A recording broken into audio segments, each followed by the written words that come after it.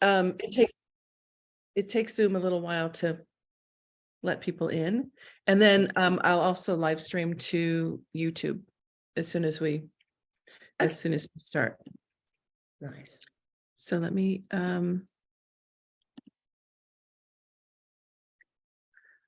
let our people in. Hi, Heather.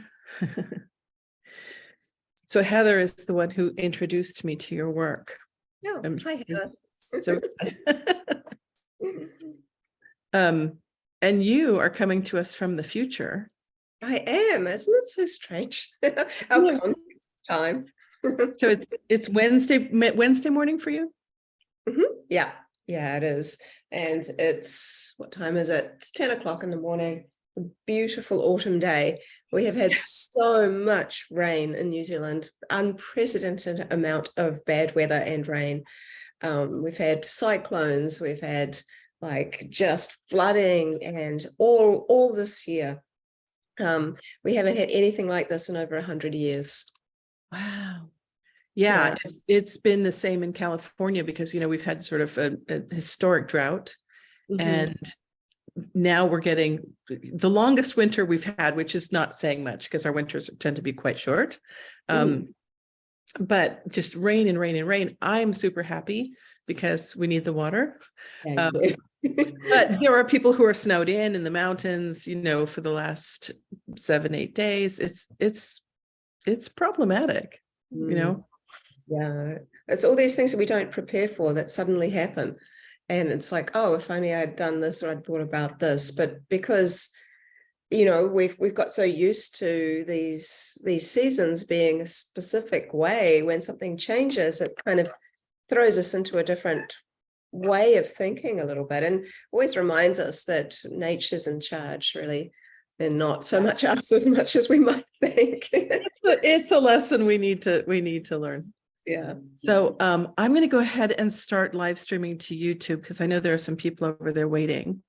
And then we are just going to jump in because usually I do kind of an introduction about who we are, but I think most of the people on know. And so I'm just going to introduce you and then throw it over to you if that's okay. Sure, no problem. What I might do is just move the cat. The cat is just a cat, and she's been very, very kind of adventurous every time I'm on a call, and she's doing something she shouldn't. I'll just be one. Okay. Yeah. All right. We'll wait for the cat. Actually, I think I can go ahead because it takes a little bit to go. Okay, sorry about this. I might see it. Come here. Let's go and take you to your dad.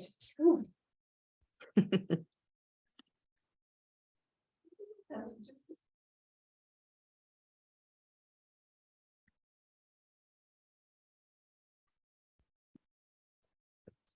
Sorry, thank you. Right.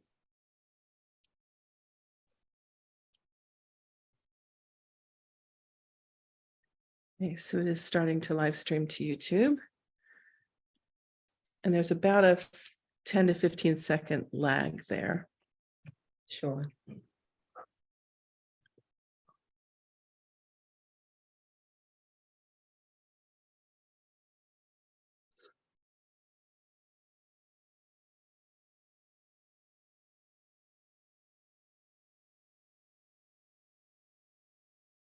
Okay, great.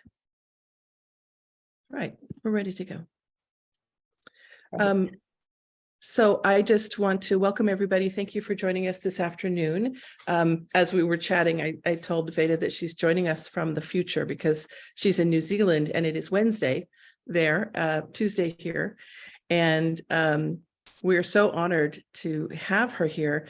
Veda is a water researcher, a public speaker, mother, artist, and author.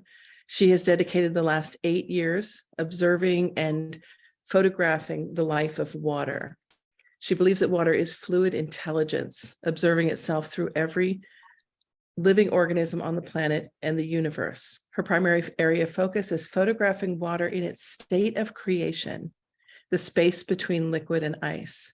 It is through her remarkable crystallographic photos that water reveals its awareness of not only creation, but thought and intention and imagery. So Veda, thank you. Thank you so much for joining us. And I'm not sure what happened with my video there. Oh, sorry. I can't, There we are. there we are. Oh, good. Well, thank you so much. And I'm so happy to be here. It's always a pleasure. I saw someone comment on the guitar, and my husband just recently bought it, and it's quite fun because we actually do quite a lot of work with music and water, so we can talk about that later. But it's always nice to hear my my bio read back to me, and I wrote it a little while ago, and it's been nearly 10 years of working in this field now, and where I'm actually putting a new book together, and the information that I know now, after just only 3 years of working in this field, has just exploded and expanded to such a degree that I look back at my old book, which is no longer in circulation because sadly my publisher went bankrupt, but I have a number of other offers now, and I'm putting it together in a much more complex way because I can. But just even looking 3 years ago, let alone 10 years ago, the amount that I've learned has just been exponential. And it seems like water, I mean, I don't want to be presumptuous, but water is teaching you, right? You're interacting in a way that it's responsive to you and answering your questions, which I think is just astounding and lovely. Yeah, it's an interesting one because people are so open to saying that now, but there's a lot of very, very conservative people, of which I understand, and we're all different types of people. Some people approach things very, very sort of sophisticated, in a very scientific way, shall we say, or that really like to see certain things present to say, okay, I know that this is real, whereas some people use their intuition to know if something feels real or not. It makes sense to their way of seeing the world. And then, of course, there is the art. And I think that's what's speaking volumes here. I always say that water is the element that can speak for itself, literally. But what I would have said 10 years ago is different than what I would have said, than what I say now. 10 years ago, when I really didn't know better, I would have suggested that water is reacting to our conscious expression. Now, I would say 100% that water is responding to not only conscious expression, but to its environment. And that is constantly in communication.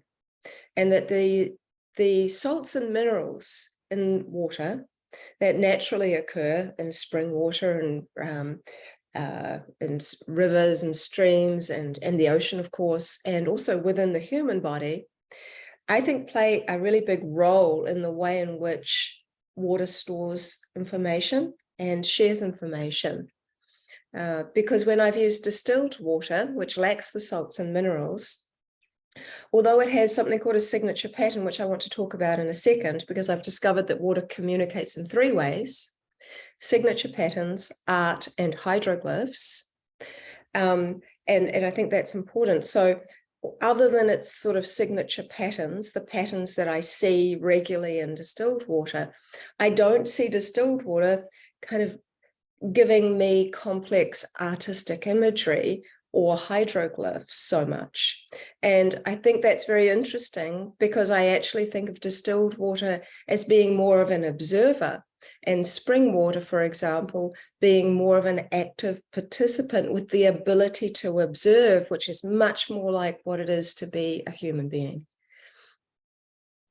Amazing. I love that. I just love that framing, by the way. Could you just sort of go back for people who are unfamiliar with your work? How did this all start? Sure. Well, it's always nice to give a little bit of a visual as well. So after I've talked about how this began for me and who inspired me, then I'd like to also show you what I'm talking about, because until you see the pictures, you really can't grasp the depth of why I'm so enthusiastic. So 10 years ago, I was very curious about water because I had quite a profound healing experience from drinking a natural spring water from here in New Zealand after a very serious car accident that I had been in. And that's a whole nother story, which we can get into if you want to, but it literally is a half-hour topic. And if people want to hear about that, there is my podcast where I do talk a lot about it. But I think I'd love to dive into the work, like what we're doing and how it's arose and what it can tell people and share with people. So I was inspired by 3 people back then, many more now. The first person, most people have heard of him, his name is Masaru Emoto. So Masaru Emoto's work essentially was extremely visual and very contrasting.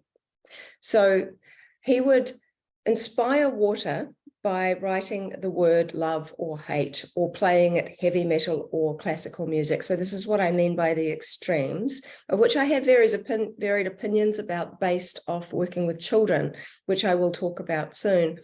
But he would flash freeze the water and microscopically photograph the images that appeared in the ice.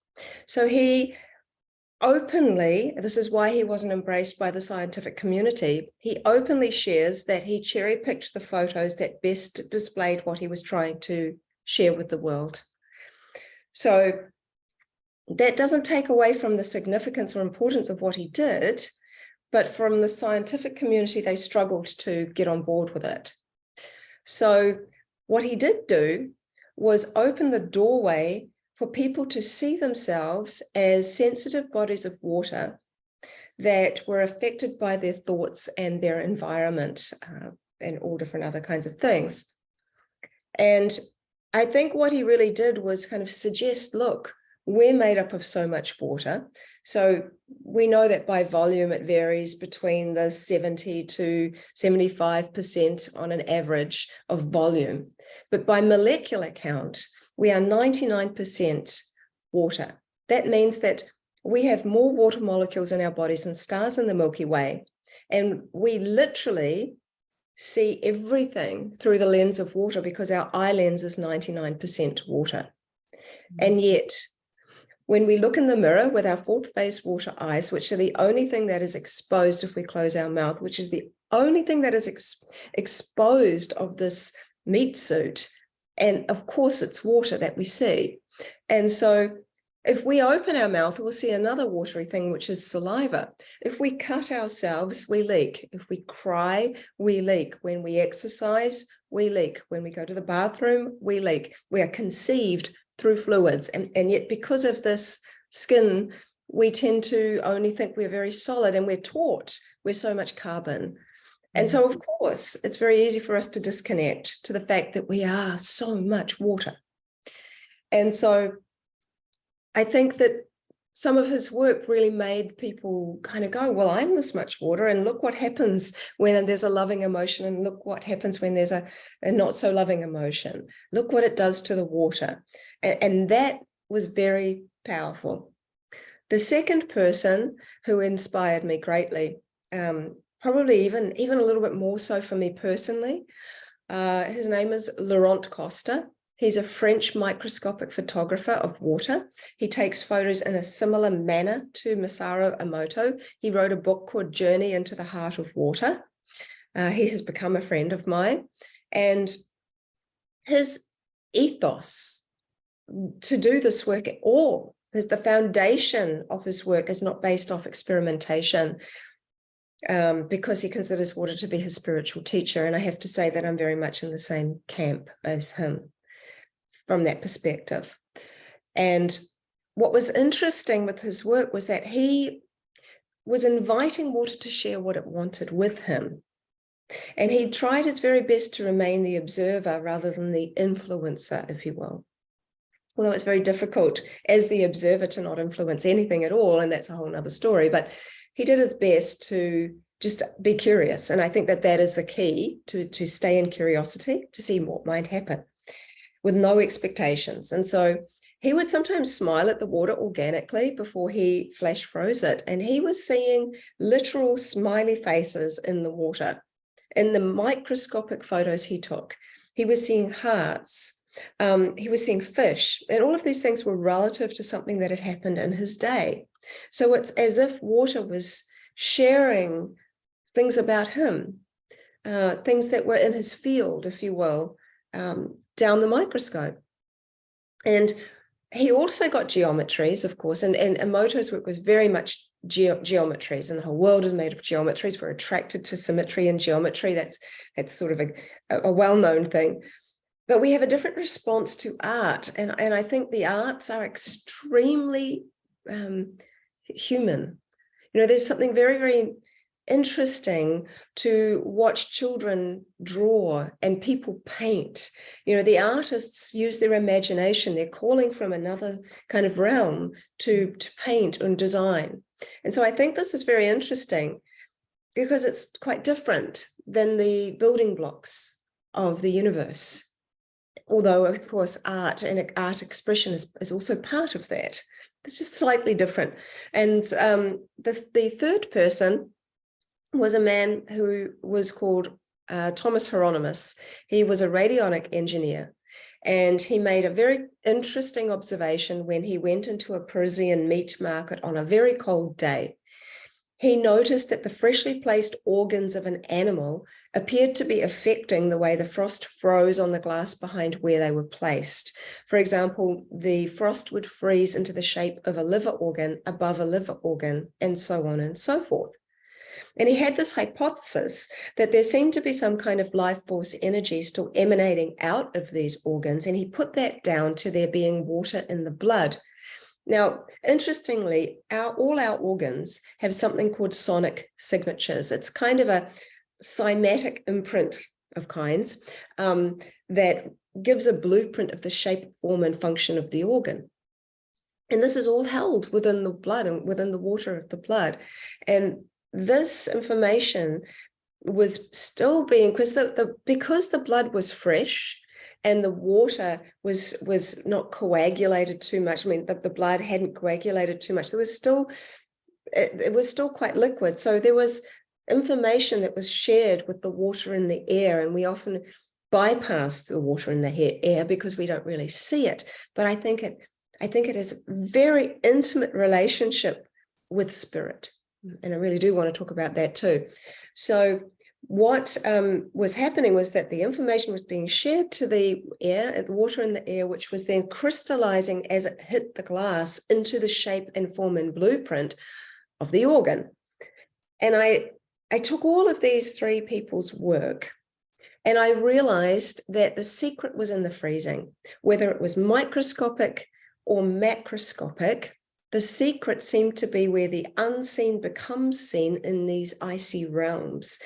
And I became very, very curious to see what would happen if I could see somehow if water had the ability to store information.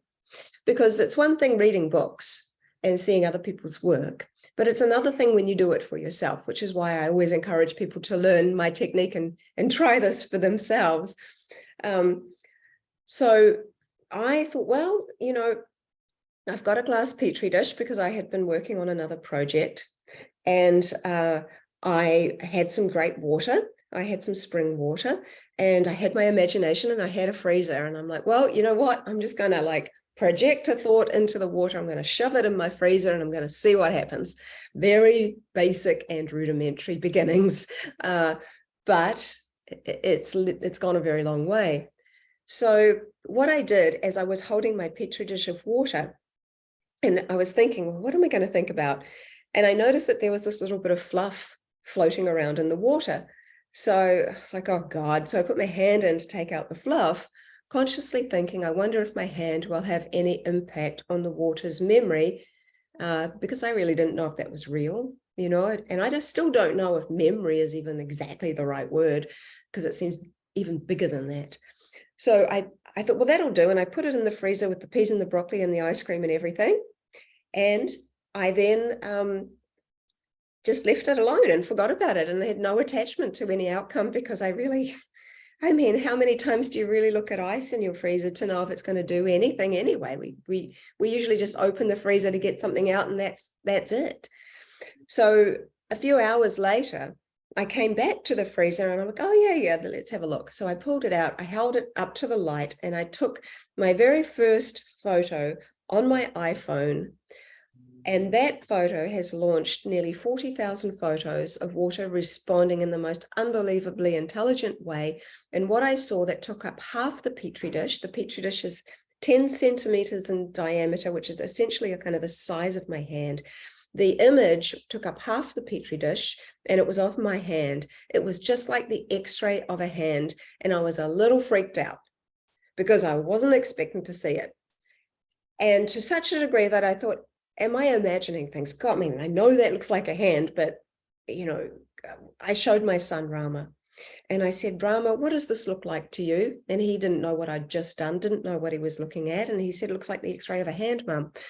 And I'm like, God, no, it does, doesn't it? And I'm going to show you all these pictures in just a second. But I then thought, well, if any water is going to be naturally informed, surely it would be the ocean. And then I used to live right by the beach. So I went and collected some seawater.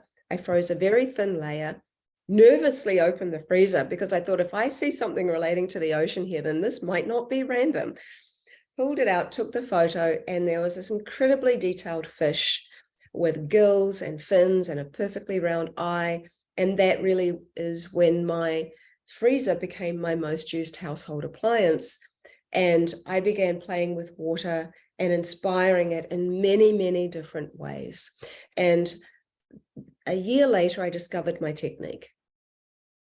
And it changed things dramatically for me, because I am amazed looking back at my work when I first began, when I froze water solid, that I got those kind of images, knowing what I know now about water and how it freezes. My technique now takes only about 5 minutes. And I started investigating the new science of water, because there really is one. And I was very curious about the fourth phase of water that Dr. Gerald Pollack talks about. Mm-hmm. There's a liquid, solid, gas, and then a type of gel or plasma. That is the kind of water that's inside of our cells. It's kind of the battery of our cells. It has negative charge. It's slightly more viscous. It absorbs more light, and it usually is slightly more alkaline. And these properties are very interesting because you can also discover that some of those, the fourth phase of water can be found in water outside of the body, in water often that has been under a great deal of pressure, like deep aquifers. And when you look for fourth phase water, it's very interesting to watch it, because I know Jerry pretty well now, and I've been to the lab and I've watched them do it.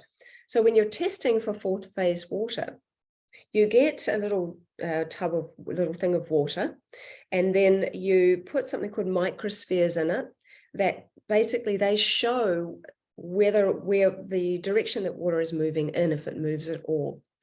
Then you put a little thing called a Naphion sphere in there. It's a Naphion tube, sorry, and it's like a see-through tube. And then you look through the microscope, and if there's fourth phase water in there, Jerry calls it EZ water, which means exclusion zone. It excludes all solates. So essentially, it makes a battery. So there is a negative charge, which is the exclusion zone. That is very pure water. And then it excludes the solates and makes a positive charge on the other side. So when you've got a negative and a positive, you've got a battery.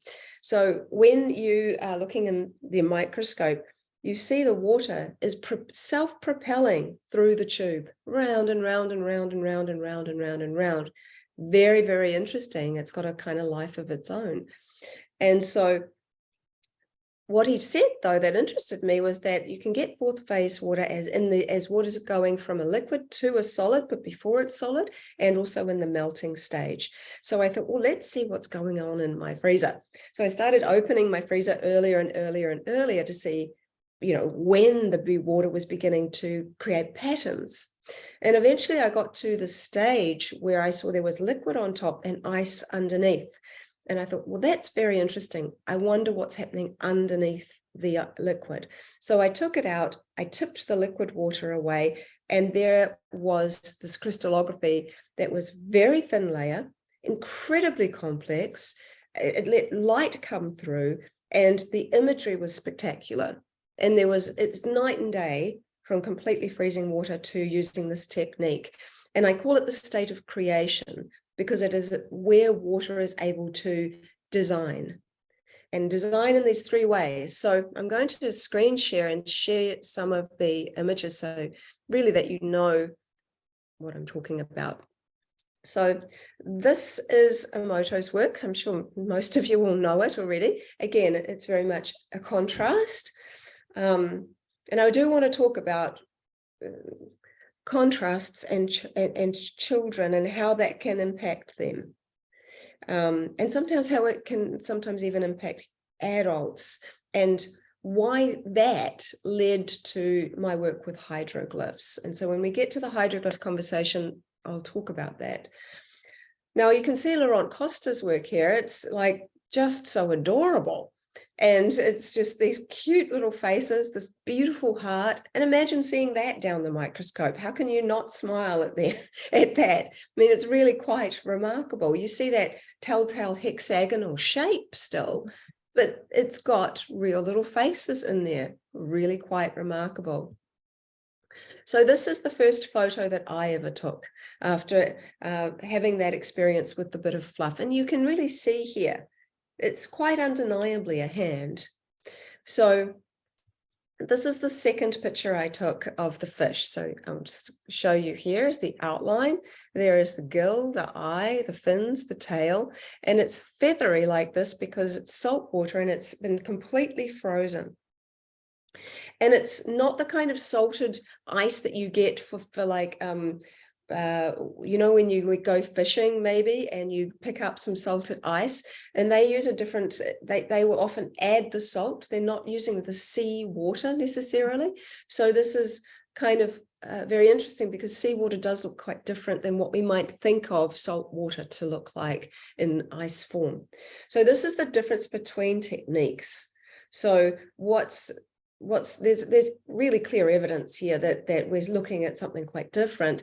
We still see imagery, but we see it in a new way. So my son Rama actually took this photo on the right here of the arrow.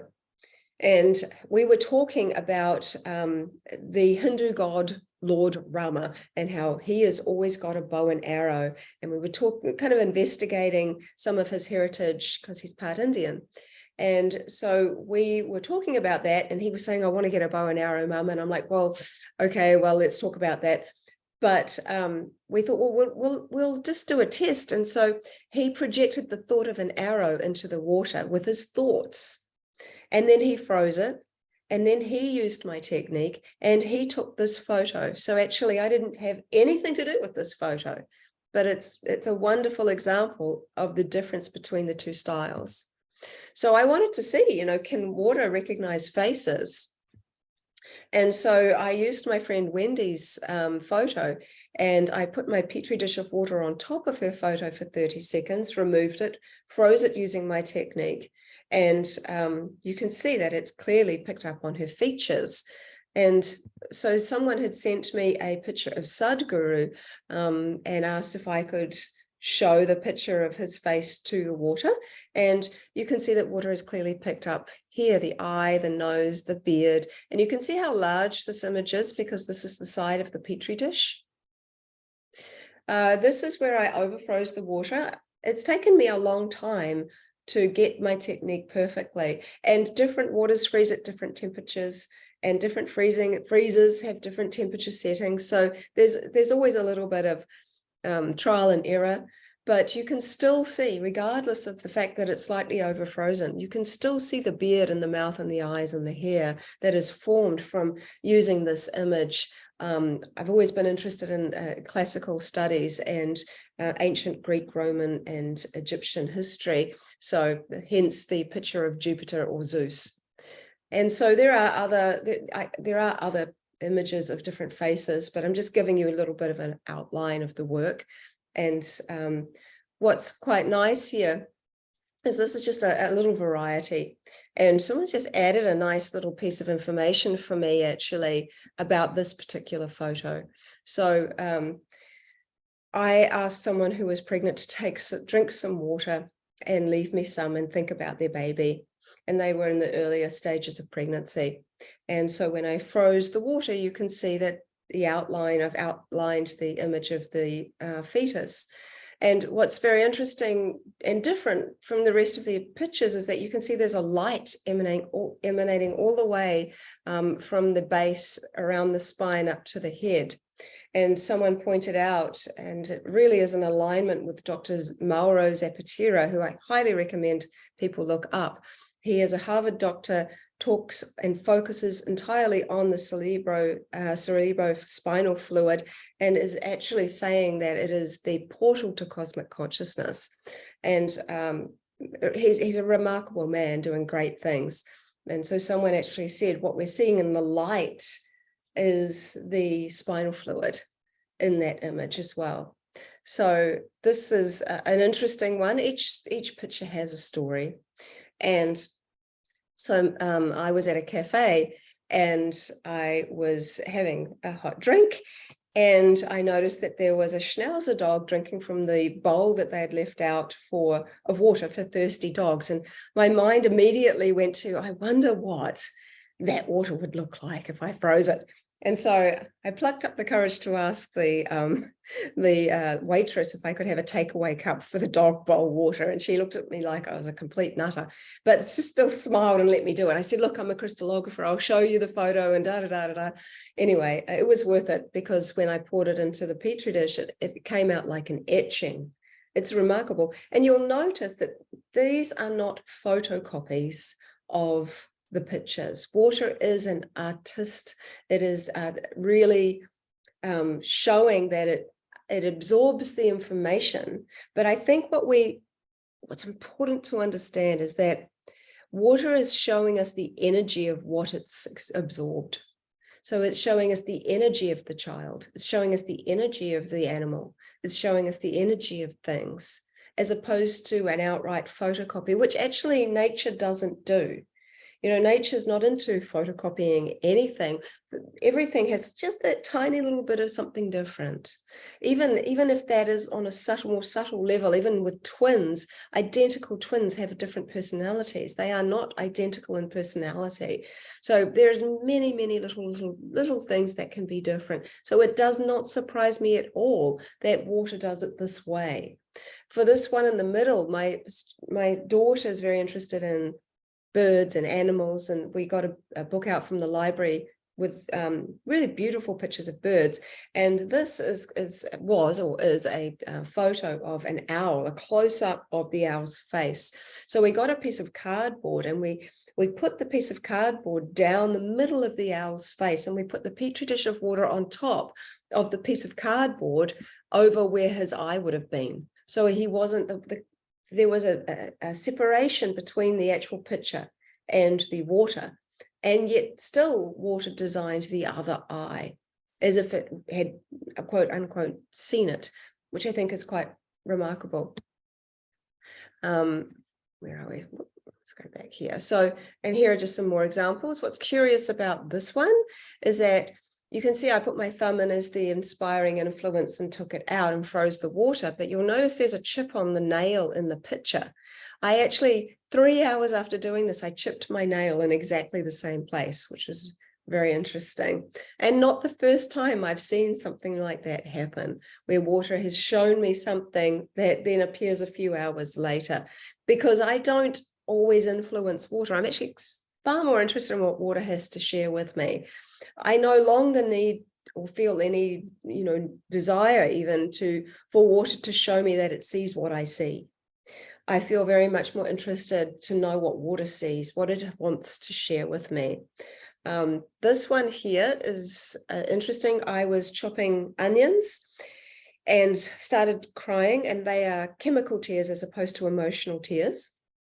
And so I scooped some of the tears up into my Petri dish of water, because I always have one. There's one right over there. There's always one on my bench just in case. And so I froze that, and it formed into the shape of my iris. Interestingly, on some of my masterclasses, I also share what emotional tears look like, and they look quite different than chemical tears. And my children have played with me in doing this work for years now, since they were little.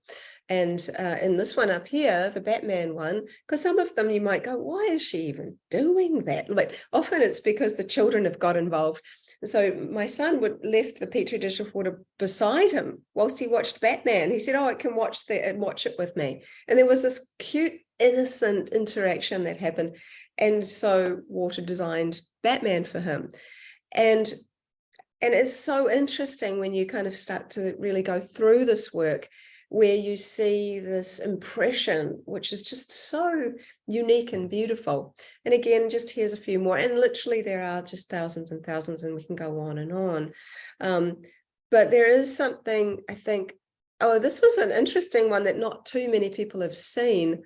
I do a lot of work in the freezer, but I thought, well, what about the opposite? What if I boil water? I wonder if there's any imagery in boiling water. And that seems crazy, right? Because like it's just all bubbling and boiling, and it seems so chaotic. But it's interesting because as I was hovering over the saucepan of boiling water, trying to wipe the thing so that it didn't fog up, trying to get some pictures, in one pan, I got these two images. And what was interesting, I used to be a dancer, and on the day I was wearing a long dress similar to what I'm wearing now. And I also had some pain in my neck, and I was going to see an osteopath about it.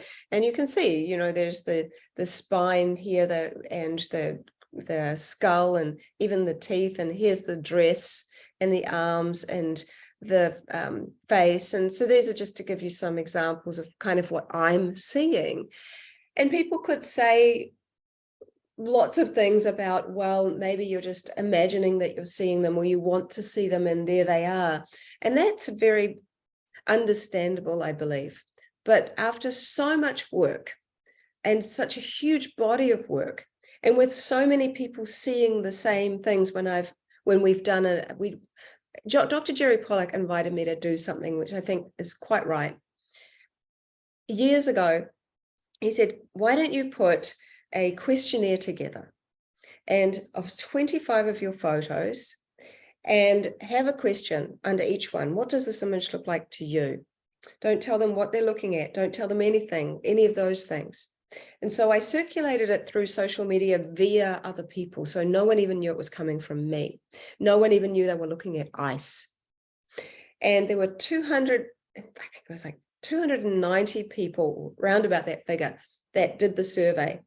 And just over 80% of people were able to recognize the images for what the influence was prior to freezing.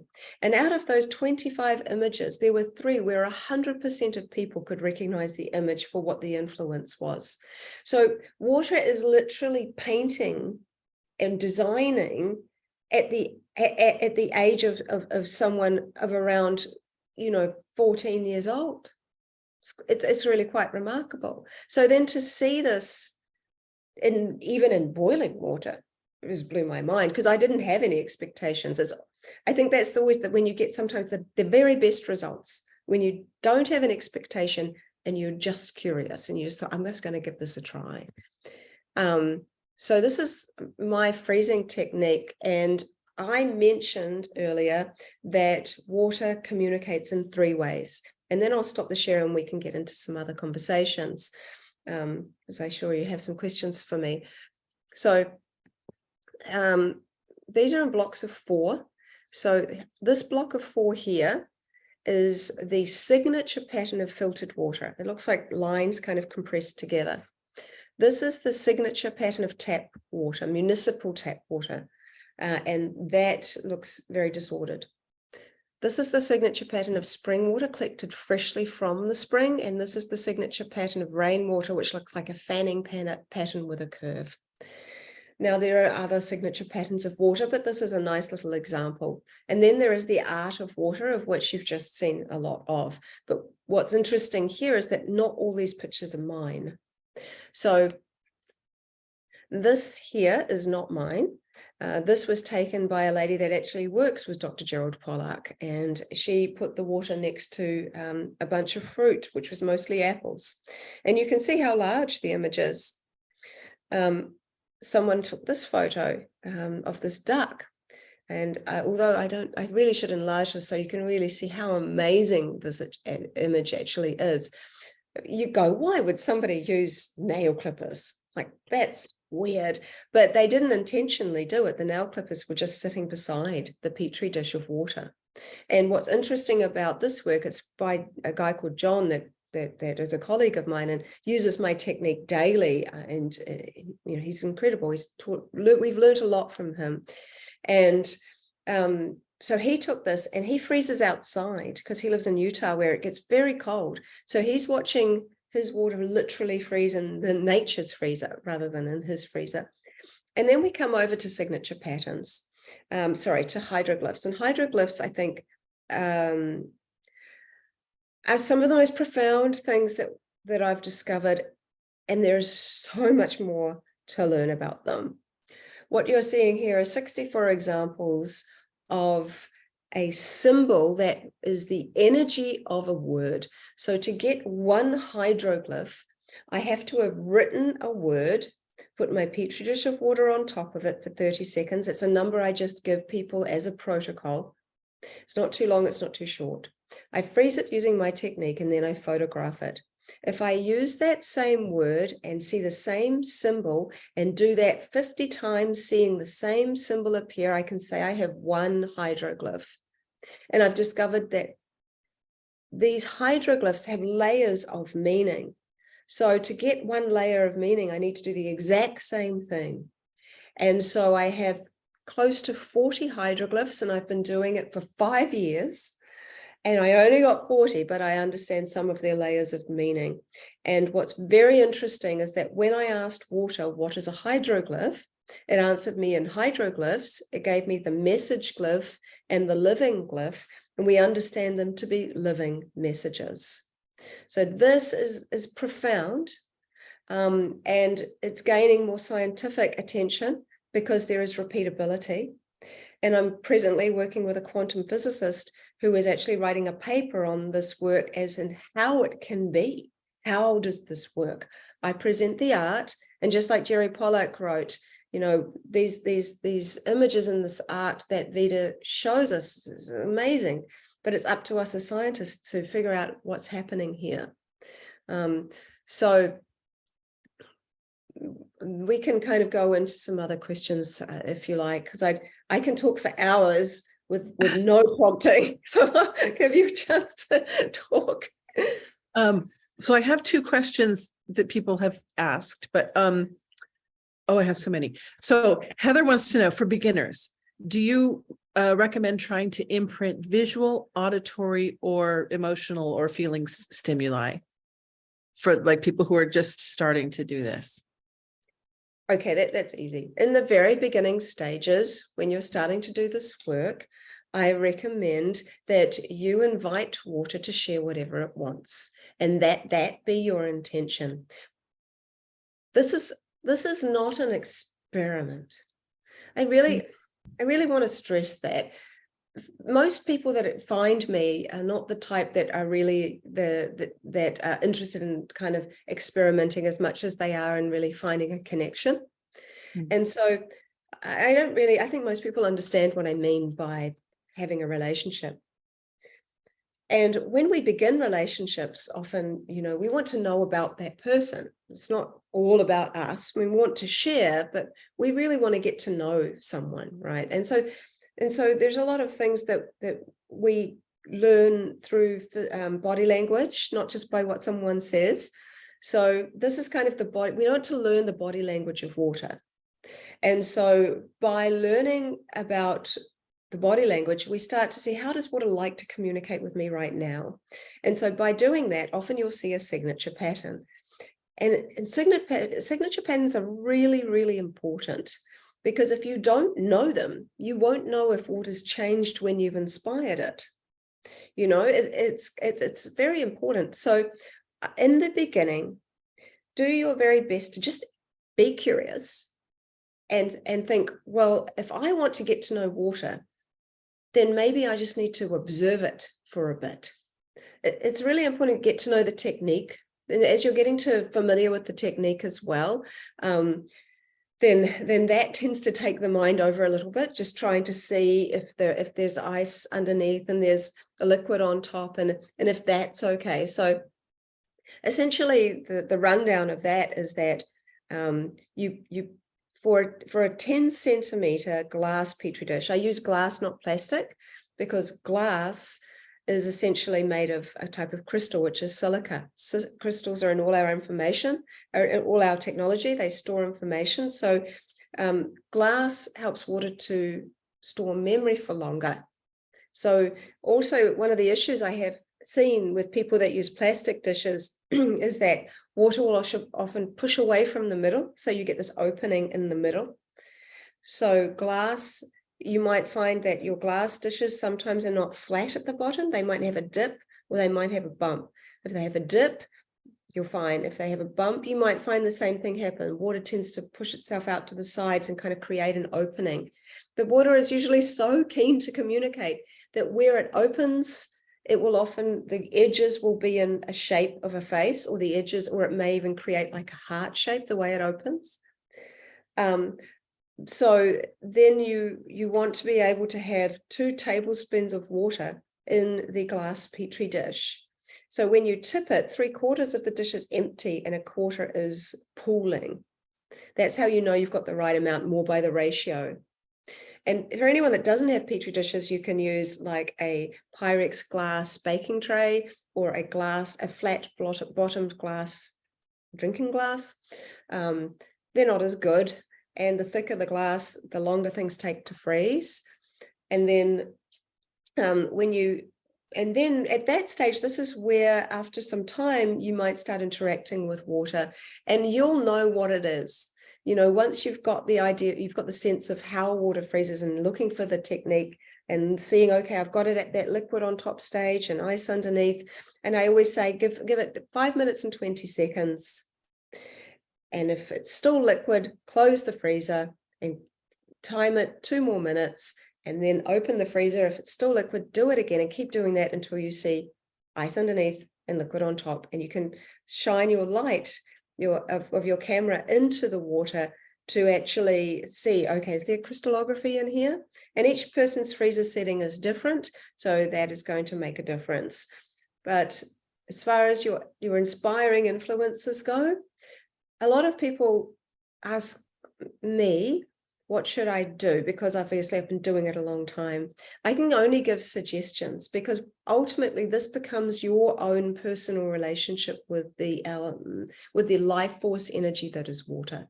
So I always think we have a well of information inside of us that we can pull from, and that is intuition, and we will know how best to start working in these fields.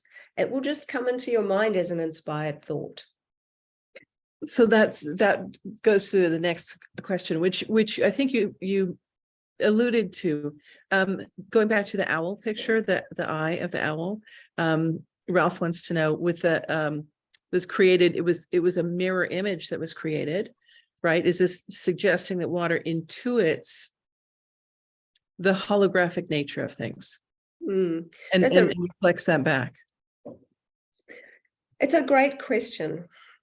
And I want to talk about this work by a man by the name of Gennady Krokalev. It's very relative to the question. This man was a scientist and a psychiatrist, and he was working with patients who were hallucinating. And he really wanted to understand if the images that they were, what the visions that they were having, were real in any sort of subtle realm or sense, you know, or how we could help them. So he decided he was going to take photographs of the retina of their eye as they were having a vision. So he set up these goggles with no lens, and he used something called a zenith camera, this black and white camera with this box thing. And as they were having a vision, he would take photos. And he worked with 200 patients over 20 years. And 117 of them, he took photos of their retinas as they were having this experience. And when they were developed, he showed them, and they were able to confirm that that's what they were seeing. But what's even more interesting is that in the more recent times, within the last 15 years, more Russian scientists repeated this, except they didn't use psychiatric patients. They used someone who could remote view. And what was so interesting is that they had used the same setup, the same camera, except they used a scuba diving mask, and they took the lens out and they arranged it so it attached to this box thing. And the scientists stood behind a wall holding up either a number or a shape. And as this remote viewer tuned in with him in her mind's eye to what they were holding up, someone was taking the photos of her retina, and they were able to see the number one, the triangle. It's in black and in white. So there were two hypotheses around this. The second is probably what most people go with. The first was that perhaps there is a secondary realm. The second is that the brain actually is holding all this information. The information is shared with the retina. The retina is mostly water, and the retina creates imagery, takes that information and makes it into an imagery, and that's subtle information, and then it projects that imagery out as a subtle hologram. And I think that the sensitivity of the camera, imagine cameras are picking up orbs, they could pick up things that we never saw, and certain animals can see things we don't see, like cats and dogs.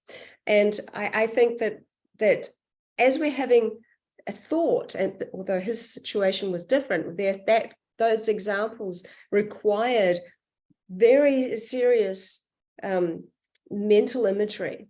Whereas what I'm seeing with water is that it's picking up things that are just surrounding me. I mean, I can just think about things without having a very strong imprint, and it will still show up. So I think there's a different energy that is happening here.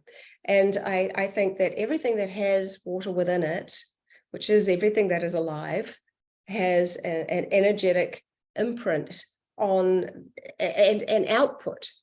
So anything that has any kind of electrical charge essentially is interacting with the water in the air. Your electrical charge can be measured by heart math. It's a very real thing. And the water in the air, some of it is attracted to that. It gives us this web of energy that we can both we can feel when we walk through time and space. When we go into a room, we can pick up on an energy and we go, I don't know, it just feels off to me. We don't really know why, but there is information that we're picking up from the information that's in the air, and often dense energy lasts longer, and it's coming into us, and we're also putting our own energy out. And so it's like this web of information transfer, which is very interesting, that we don't see. But just because we can't see it doesn't mean it's not there. So I think that within the realms of water here, water is very, it's kind of like multi-sensory is wrong, but I think water is like fluid emotion, actually. It also is, in a more spiritual aspect, the observer or the witness. And this is where I think it relates to spirit, because I think we have two worlds, the one we live on and the one we live in. This one we live in is experienced entirely through our senses, or is it? So if you think everything we experience with touch is through the skin, everything we see is translated actually by the brain. Everything we hear comes in through the eardrums. Everything we taste is tasted by the tongue.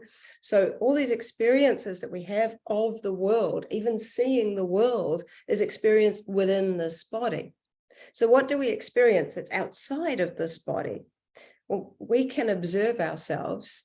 And when I've interviewed people that have had near-death experiences, it's very interesting what three of them said that was the same.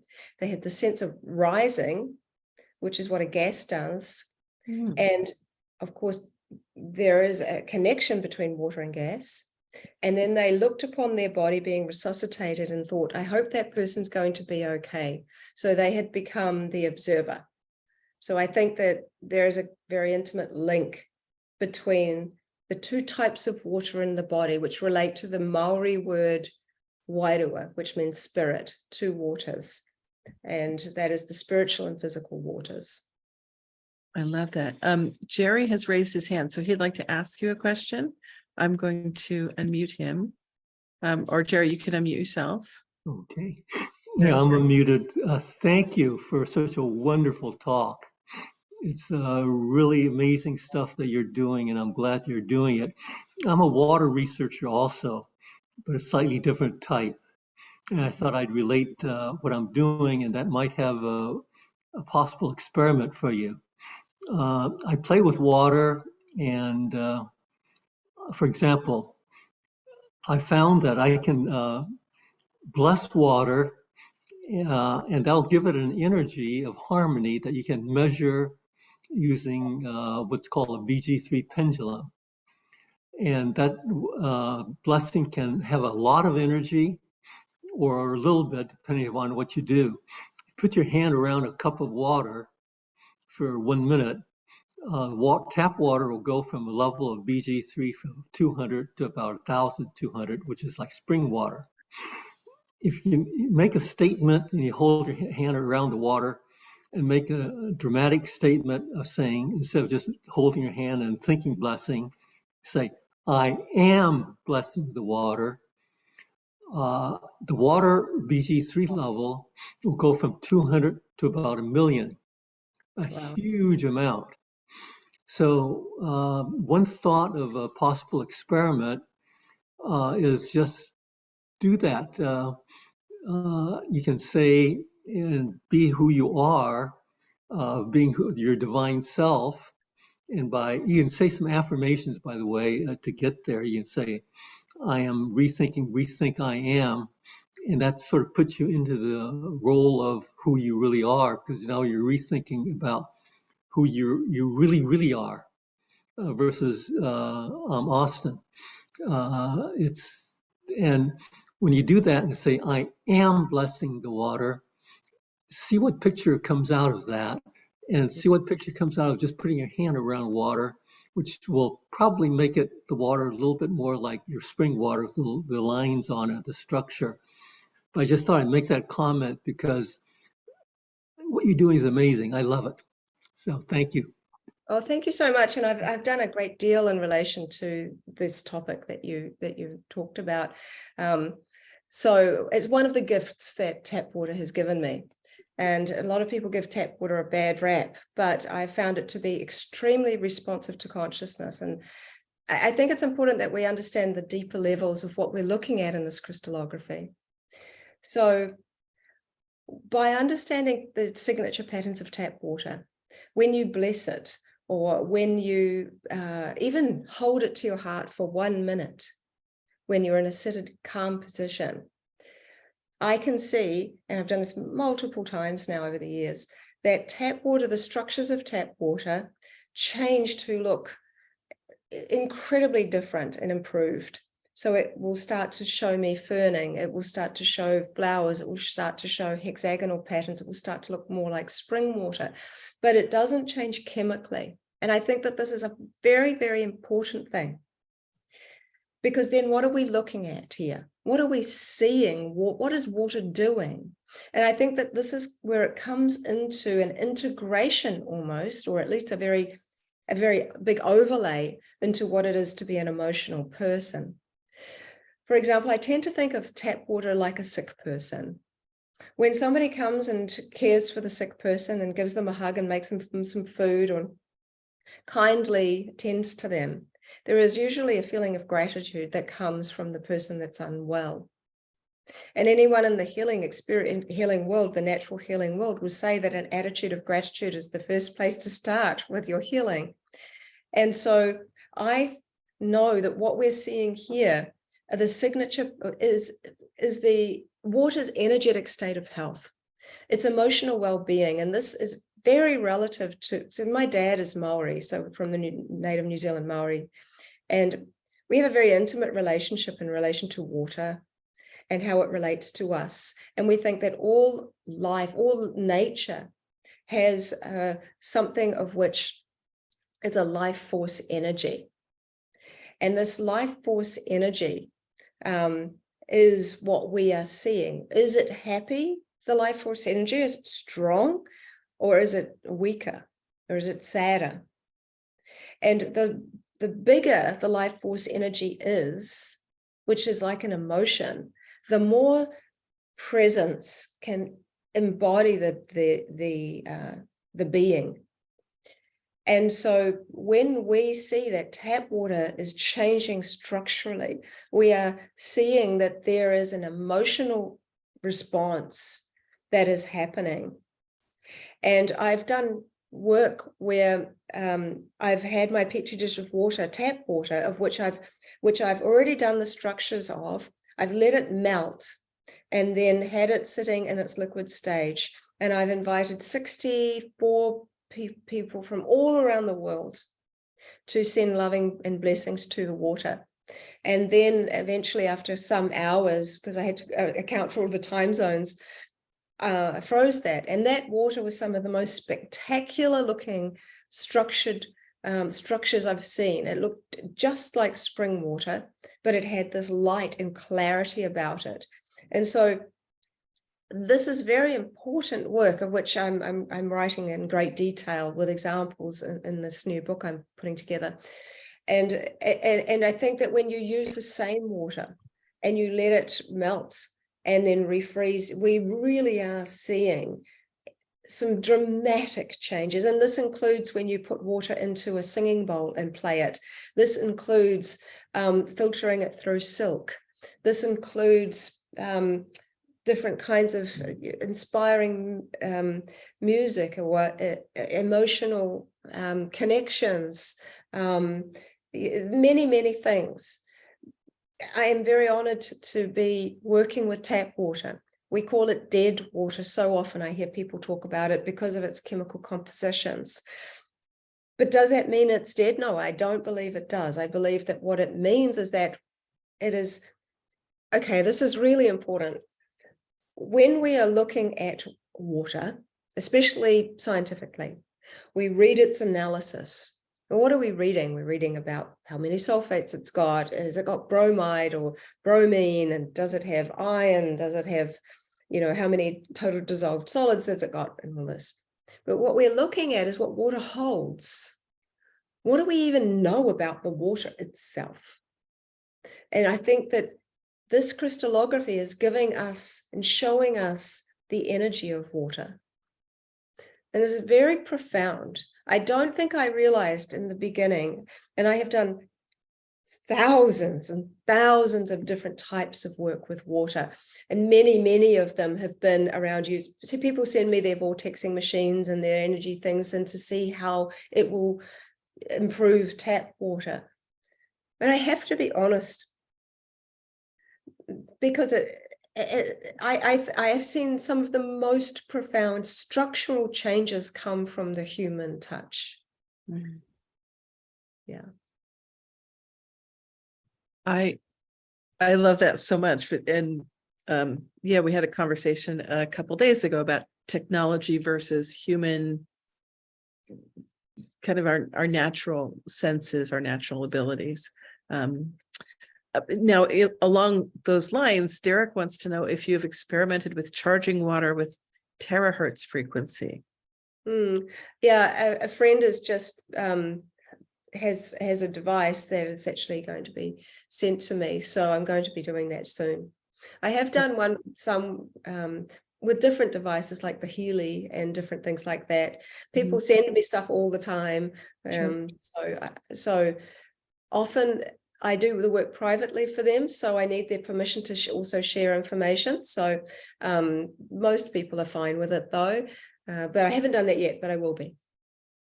One of the things I love about this technique, looking at your social media, is that this is repeatable, and people can do this in their own homes. I bought a set of petri dishes. I can't wait to do this myself. And the images that show up on your Facebook page were just people said, hey, this is what happened. It's amazing. It's like crowdsourcing a conversation with water.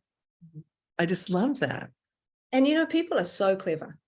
I mean, this is the joy of seeing my work spread, finally. And it takes some time for people to even know who you are or what you're doing. I've been banging away in my freezer for like the last, 10 years, and only in the last few years, last 3 years really, that I've even started to share my work. But it's kind of exploded in the last year, that especially since teaching people, and people can just get the technique from my website.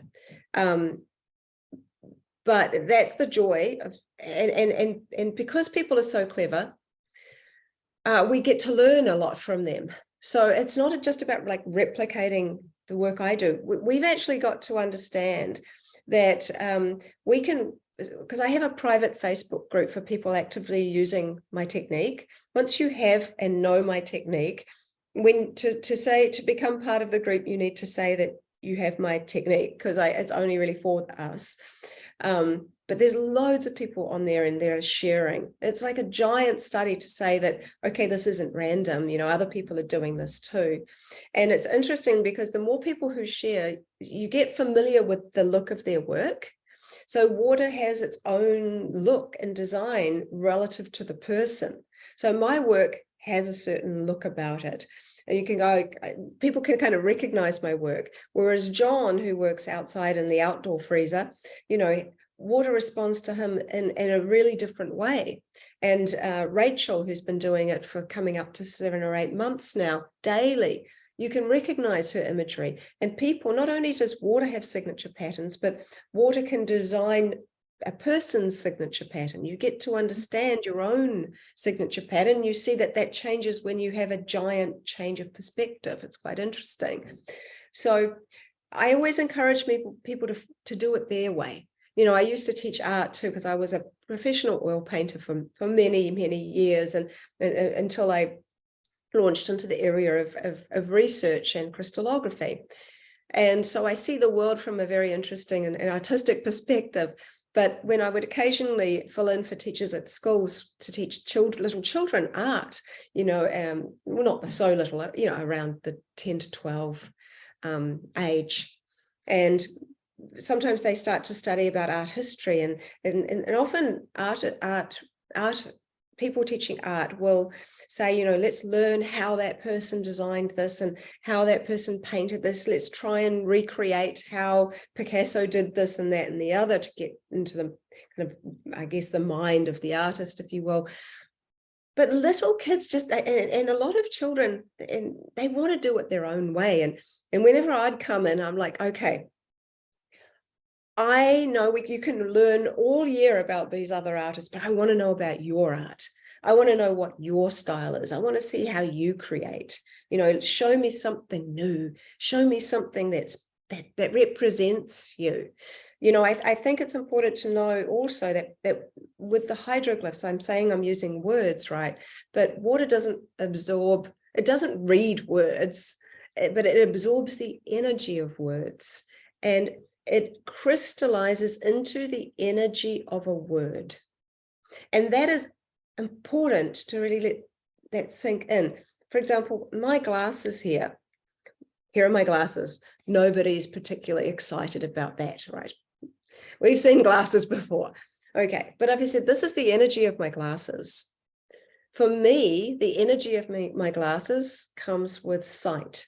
It comes with, I often think I'm probably going to do this today because I've talked about it so many times. I'd like to use them and then put a little thin layer of water into my glasses, put my glasses in the freezer and see what water shows me. I'm planning on doing that in the next day or two.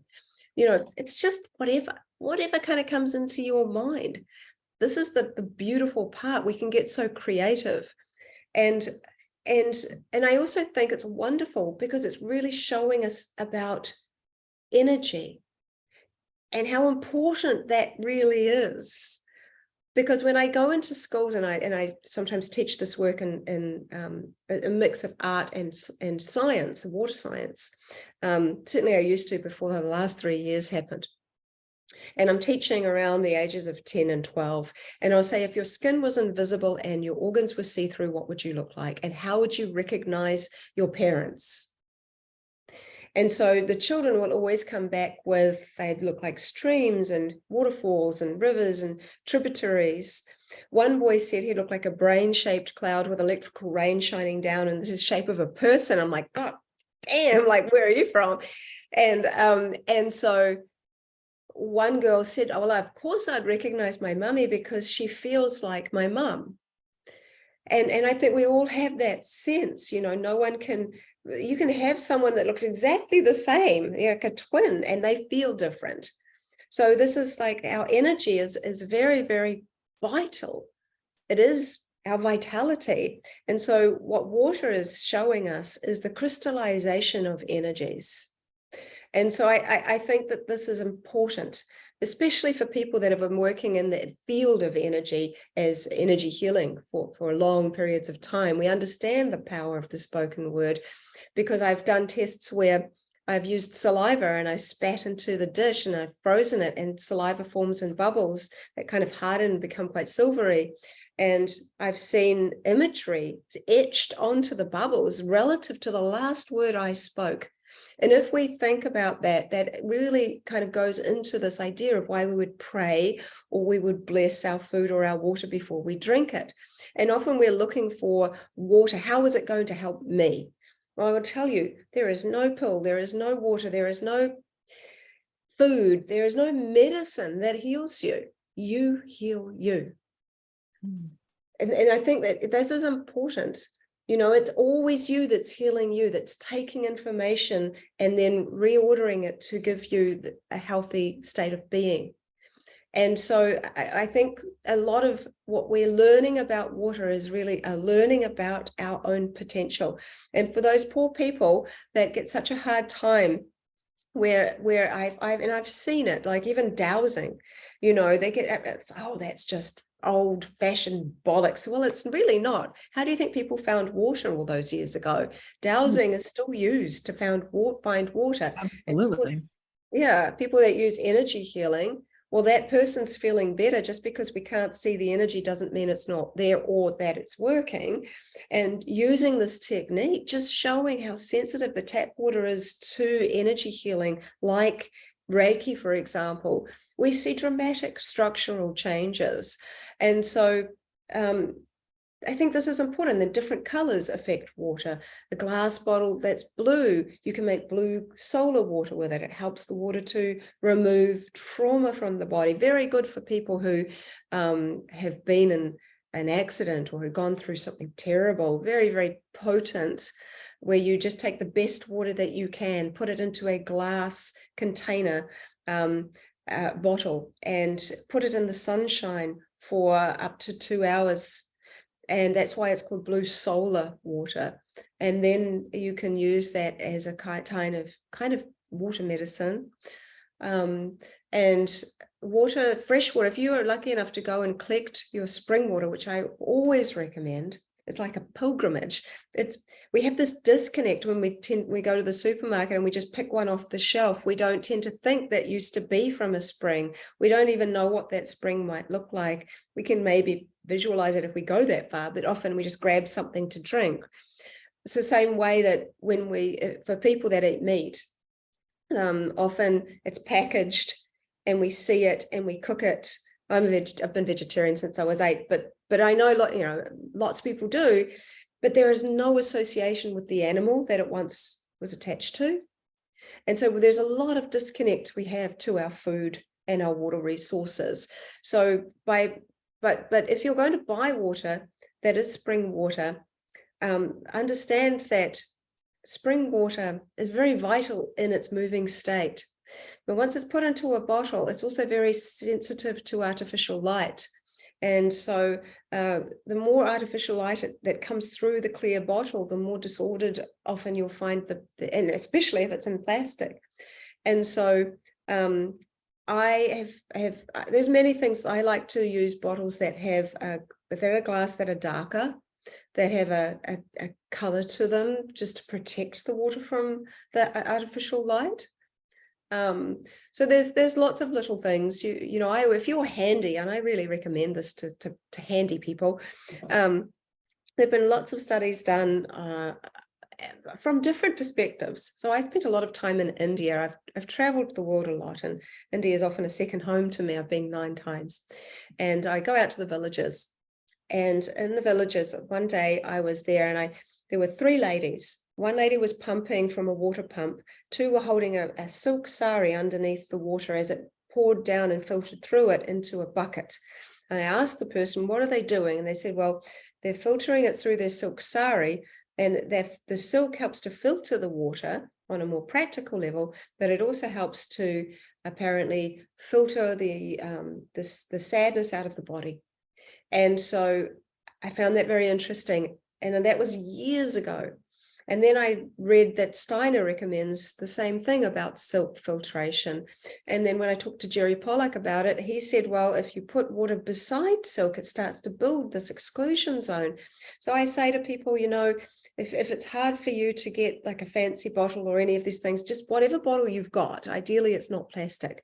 But if you're collecting water, if you can make like just a silk bag for your bottle, it's great. It stops the light from coming through, and it also is very, very beneficial for the water.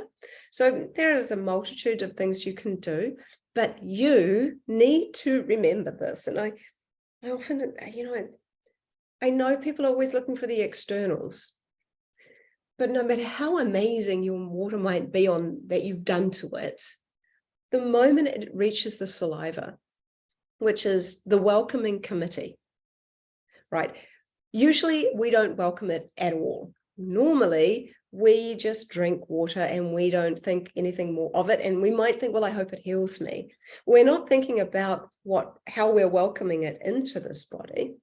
You know, if we're mindful that the last word we spoke is still resonating, vibrating in our mouth, and that the water that we're about to drink, no matter how good or not good, or however you want to term that to be, is touching that saliva. If it's ignored, and there have been studies where you can love someone, you can hate someone verbally, all these things, but the person that's ignored has the worst trauma. If you ignore a child, it's terrible. So if we're just ignoring water as it's coming into this body, if it really is a living energy, if you think about it that way, and nothing, you know, and we're expecting it to just heal us because it should, which is in a very ego-driven space, I think. But we often don't think about it that way because we don't know any better. But if we do, you know, well, actually, ignorance is bliss if you think about it like that, because if you're not thinking anything, then it's really a nothing thought. But if you're in your space and you think this is going to heal me, sometimes that can come across just in an assuming way. Okay, it's not like, please, I'm inviting you into this body. This body is my temple. I invite you into this temple that is mine, of which I care for and I love. Just getting to the space of loving the temple can be so hard for so many people. But I think when we then invite that water into us, that is how it's going to translate as information into our body. We are so much more capable of healing ourselves by these little mindful things, I think, than anyone might imagine, because we can do all the tests outside of the body. But I've done a lot of tests on urine. I've done a lot of stuff. I'm so prolific, but I've done so much stuff with bodily fluids as well. And urine is a great one because it's been through the water temple. That is the body. And I've done work where I've done the crystallography of urine, where I have seen that a few years ago, I had a thyroid thing come up. I had a big lump in my throat, and I knew I could heal myself naturally. And so I did a bunch of intravenous ozone treatments, and I drank a lot of great water. And I know why that happened too. And I think emotionally, we need to know why these things come up if they're not dealt with. And I was very, very sad. My husband and I had got married, and 2 days later, I mean, his visa was denied to come back to New Zealand. It was the height of COVID. 2 days after we got married, I had to come back to New Zealand and be without him for 7 months. He couldn't get into my country because they weren't allowing any foreigners into the country. We were separated. He was in Iraq. He was getting bombed. It was awful. And so I'm not surprised that this all happened. And because it's throat, right? And I know my body can heal. 3 doctors told me I would never be able to have children after going under a 7-ton truck rolling twice, and the car started to spark. The driver was decapitated. It was one of the worst accidents in New Zealand where someone lived and the seatbelt crushed my internal organs. I had 3 children for every doctor that told me that I couldn't. We can't let people tell us our body can and can't do. It can do amazing things. We have all the elements of water, the stages of water within us, and so and on a subtle way, in subtle ways. So those blocks that some emotional blocks that people have sometimes, they are like ice, right? And we only need to heat them up, warm them up, and we can do it right now. If we have something, where is that pain in our body? If we feel it like ice, we touch it. We feel that heating up. You literally feel it sort of this melting, right? And when I used to have a wellness center, I would do this with people and for people. And when they went to the bathroom afterwards, they said it was like they drank 27 glasses of water all at once. It was all just coming out. And I think that's a wonderful thing about us. The water can come in and it can come out. And after doing the urine tests before ozone and after ozone, they were so dramatically different. I've seen tracked my cycle even when the beginning stages of the cycle, the mid-cycle and the end of the cycle, you can see these patterns repeating month to month using urine. You know, there's lots we can do. You can use this technique by and test the quality of coffee. You can, I've done a whole study on egg albumin because I always thought what would be the most informed water, it would be amniotic fluid. And since that's not very readily available, then let's look at egg albumin. It's the egg white, but there's 2 parts to the egg white, which is like this gloopy gelatinous bit, and then this thin saliva-like part. And when you freeze that part, I've identified 6 patterns in free-range happy hen eggs, and caged hen eggs only form 2 of those patterns. But when you put a free-range hen in the middle and surround it by caged hen eggs, and you leave them overnight, there is healing by proximity. The caged hen egg stays just fine. The eggs that were the free-range hen egg stays just fine. The eggs that were the closest, the caged hen eggs, they all start to transform and look just like free-range eggs. The ones further away, they've improved, but not as much. So this is suggesting, and I've repeated that, and you can look at all these studies on Instagram and Facebook, but essentially what we're seeing, if you translate that into people, if you heal yourself, you heal others. That is just astounding. This is such a rich field of inquiry. And I love how you are bringing back this. I heard in another interview, you talked about how, back in our history, when we referred to water as the waters, right? There was a relationship, right, implied and felt. And then when we started seeing water as resource, there was that separation, right? You talk about water as source. It's who we are. And that is just so lovely. And this beautiful reframing that I think we are past ready for, that our culture needs so desperately. Well, I love you brought that up, because I think it's nice to, because we reduce it down to even H2O, but then I look at that, the 2 hydrogens are feminine, the mode of levity. The large oxygen is masculine in the mode of gravity. Together they create liquid water on Earth. There is this beautiful harmony between them. But where we hear the waters repeated back in our language now is when someone says her waters broke, the sacred waters of the amniotic fluid. Oh, that's lovely. Someone wants to know where we can get your book, The Secret Intelligence of Water. Did you say it's out of print?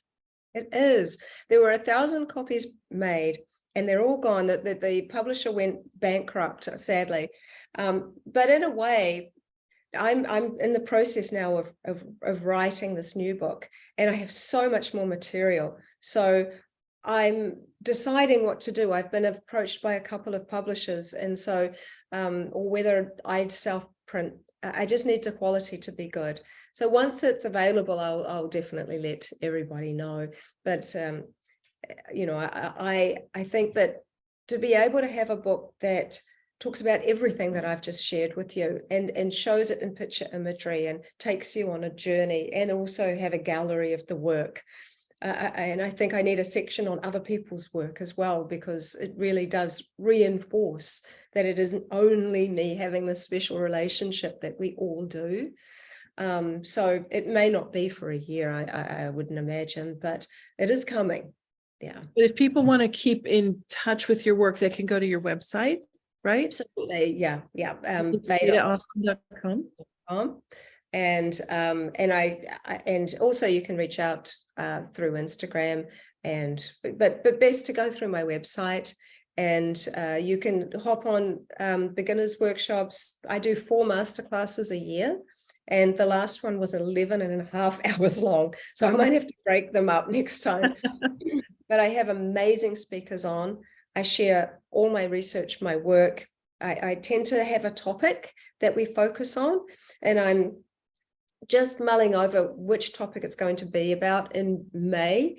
At the moment, it's kind of leaning towards what different religions and different philosophical texts, including the religion of science, what they can teach us about water. And I think that'll be very interesting, because there is a huge overlay, surprisingly, and throughout, where water is talked about in all creation stories. It's talked about in all different texts, biblical and otherwise. So it's very, very interesting. And I have this beautiful 75-year-old Catholic nun who studied shamanism and was on my last masterclass, who is going to be talking. And she's just a breath of fresh air. It's what I said to her when we spoke the other day. And so I think having people that are also inspiring and have some real wisdom of their own to share from these perspectives is going to be really fun. So I'm excited to start putting that together. I also know there's a calling for natural healing, and having people learn more about these aspects, and so that it could be that as well. I haven't 100% decided on the topic yet. Okay, so you're on Facebook and Instagram. And yeah, Instagram is Veda_Austin_water. Facebook is Veda Austin @water researcher. Okay, so follow her work. I just, we'll post updates. I'll put it in the newsletter. I think this is so exciting, and I'm really thrilled that this information is getting out. I'm so grateful to Water for just these teachings and this partnership. But we are water, right? We are, it's us, we're source. Yeah, thank you to everyone who's here, who's listening. Definitely follow Veda, because this is great work. Thank you so much. Thank you all.